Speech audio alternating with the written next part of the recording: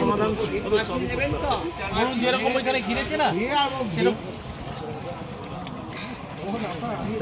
Input of the irrigation department যে আমরা আপাতত এই ঘাটটাকে লোকসাধারণের ইউজের জন্য বন্ধ রাখছি। এবং মঙ্গলবার রাতে এক মর্মান্তিক ঘটনা ঘটল মাহেশের সুরকি ঘাটে। স্থানীয় এক মাছ ব্যবসায়ী, যিনি এলাকায় বুড়ো নামে পরিচিত, গঙ্গায় স্নান করতে নেমে জলে তলিয়ে যান।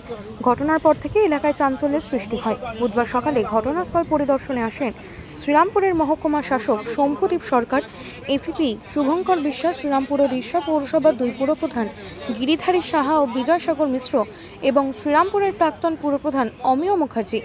প্রতিনিধি দল ঘাট এলাকা ঘুরে দেখেন এবং পরিস্থিতি খতিয়ে দেখেন। পরবর্তীতে এসডিও শম্ভুদীপ সরকার জানান, সাময়িকভাবে সুরকি ঘাটটি বন্ধ রাখার সিদ্ধান্ত নেওয়া হয়েছে। তিনি বলেন, এই ঘাটে এখন থেকে কেউ স্নান বা অন্য কোনো কাজ করতে পারবেন না। প্রসঙ্গত, গত 3 মাসে এই ঘাটেই 4 জনের মৃত্যু হয়েছে গঙ্গায় ডুবে। বারবার এমন দুর্ঘটনার পরিপ্রেক্ষিতে প্রশাসনের এই পদক্ষেপ বলে জানানো হয়েছে। স্থানীয় বাসিন্দারা প্রশাসনের এই সিদ্ধান্তকে স্বাগত জানিয়েছেন।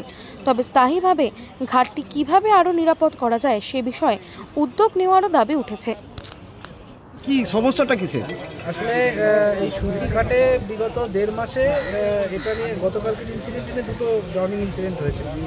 তো আজকে আমরা জয়েন্ট ভিজিট করেছি। আমাদের ইরিগেশন দপ্তরের লোক, আমাদের এক্সিকিউটিভ ইঞ্জিনিয়ার আছেন, পুলিশ থেকে আছেন, আমাদের চেয়ারম্যান সাহেবরা আছেন। যেহেতু এটা শ্রীরামপুর আর রিষড়া 2টো মিউনিসিপ্যালিটির সংযোগস্থলে আর কি ঘাটটা পড়েছে। তো যেটা দেখা গেল বা যেটা ইরিগেশন দপ্তরের মত, যে এই ঘাটটা বাই টোপোগ্রাফিক্যালি খুবই রিস্কি, কারণ এখানে একটা বাঁক আছে এবং নদীটা এখানে কিছুটা ছোট হয়েছে আর কি, মানে ভিড়তে, যার ফলে যেটা স্রোত আছে সেটা খুবই রিস্কি এবং ড্রাউনিং প্রোন। এই জন্য সর্বসমক্ষে আজকে ডিসিশন যেটা নেওয়া হলো, এবং as per the inputs of the irrigation department, যে আমরা আপাতত এই ঘাটটাকে লোকসাধারণের ইউজের জন্য বন্ধ রাখছি। এবং ফার্দার যা যা ডেভেলপমেন্ট হবে, যেভাবে এটাকে যতদিন না এটা সেফ হচ্ছে আর কি পাবলিক ইউজের জন্য, ততদিন আপাতত ঘাটটা বন্ধই থাকবে। ঠিক।